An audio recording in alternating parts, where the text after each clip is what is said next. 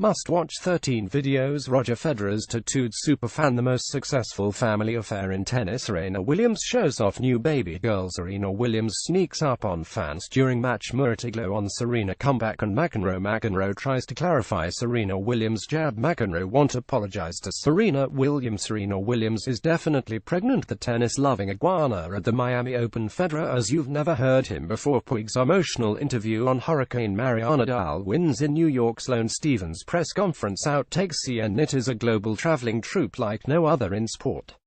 A patchwork of nationalities, from India, Lebanon, America, on a summer pilgrimage to worship the most successful male tennis player in history. These are Roger Federer fans. But his admirers have taken the devotion to a new level of intensity at this year's Wimbledon, descending in heavyweight numbers in a quest to watch the heavenly hero perform in his center court cathedral. Some are dressed in the red and white of the Swiss flag, others are sporting the RF monogram somewhere on the person, on earrings, t-shirts, bags, caps, tattooed on body parts. Certain fans are in a permanent state of flux.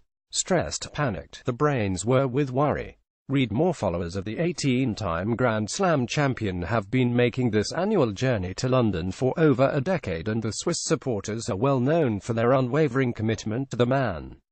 But this doesn't feel like previous editions of the old tournament. Read, Federer reaches Wimbledon semi-finals. Read, Federer, the making of a sports great. Read, inside the wonderful world of the Wimbledon queue. Waiting in the snaking Wimbledon queue, a perplexed Novak Djokovic supporter asks why every Federer fan on the planet has descended to SW19.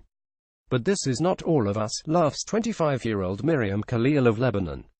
She is still recovering from the shock of arriving at Wimbledon Park, a recreational ground where the famed queue for on-the-day tickets starts at 3 a.m. only to discover a few hundred people had already beaten her to the front of the line.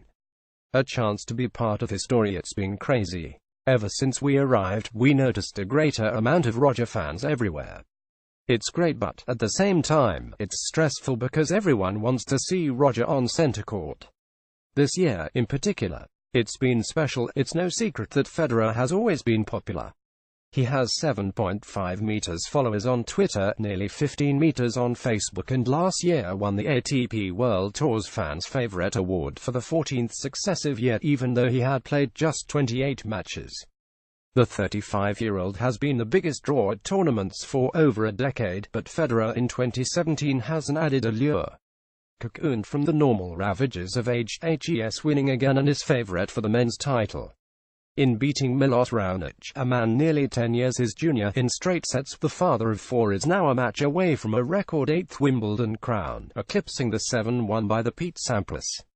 With Federer turning 36 next month, the sand is falling to the bottom of the hourglass all too rapidly, though the R-word, retirement, not Roger, is rarely whispered among his disciples. Oh no, why think about that, says Karen Wilson, red and white RF earrings dangling from her lobes. The American-born grandmother of four jokingly describes herself as Granny the groupie, but, like it or not, Federer is in the autumn of his career.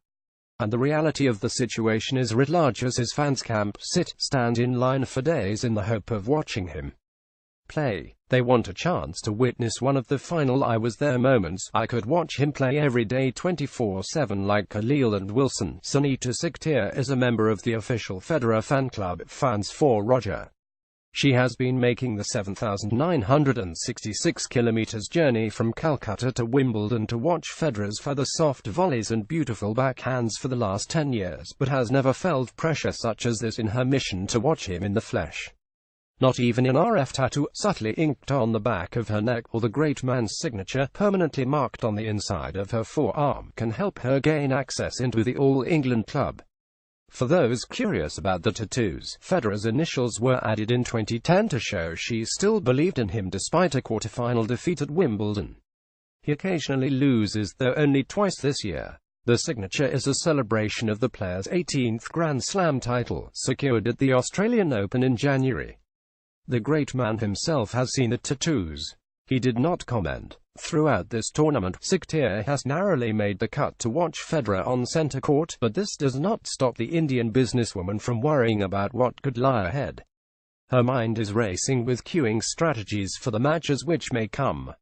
It's basically for Roger this year. That's white stuffer, she says, giving her own take on why the masses are queuing. I could see him play every day 24/7. Just watching him play is amazing.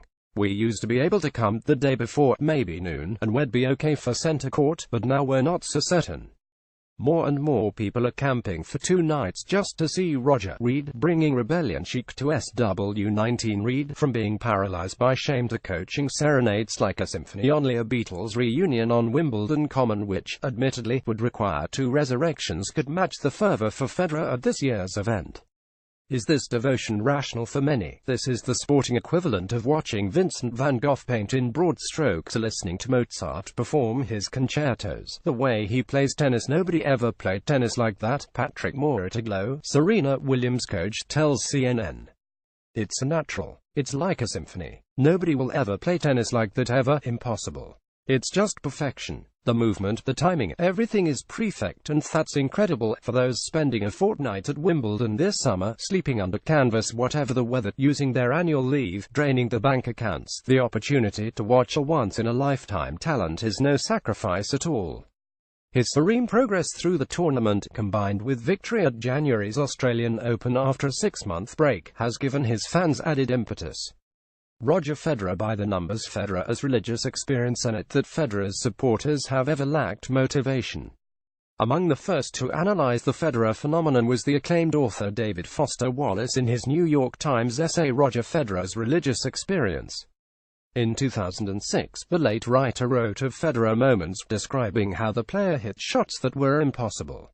He described the Federer forehand as a great liquid lip, and wrote of the player's otherworldly anticipation.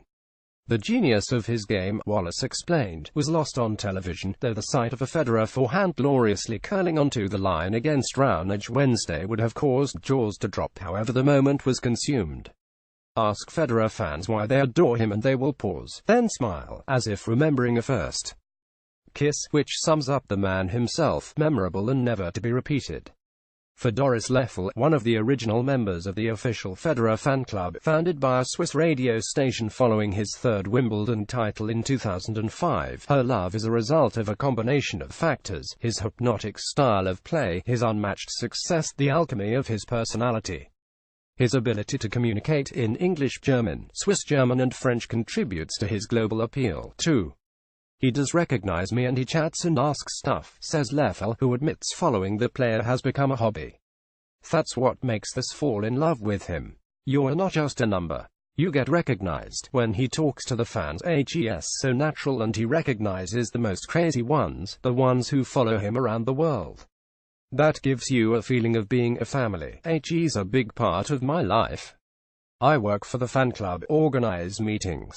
It's Roger Federer every day in one form or another. It's a lot of fun. I could have bought a really nice car with all the money I've already spent to watch Roger Federer, but it's been worth every second of it because you get so much back. Like Muhammad Ali, fans speak of a debt of gratitude to the player. They feel grateful for the pleasure they experience watching him play and for the friendships which have been formed among people of various ages, religions and races through the shared admiration for the man. Wilson, who says she has a very understanding husband, contributes to the player's foundation every time he wins a tournament, giving back what he gives to me. The grandmother's eyes then fill with tears as she listens to her fellow fans talk passionately about her hero.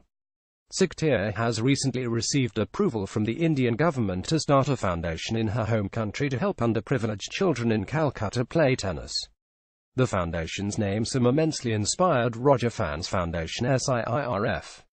Who do you think will win Wimbledon men's and women's titles? Have your say on our Facebook page. I can't think of anyone else in the sporting world right now who has brought so many fans together and brought out so much emotion, says Londoner Shalem Grant. The only person I can compare him to is Muhammad Ali. The 23-year-old then gives out a belly laugh as she remembers dashing around central London on a rainy Sunday morning in January after a friend's Wi-Fi had broken, desperately looking for a tavern which was televising this year's Australian Open final. My leg was in plaster as it injured my ankle, so I was hobbling around, but eventually we found a pub at 8 a.m, she says, laughing some more. Visit CNN.com for more news and videos. Joy is unbounded.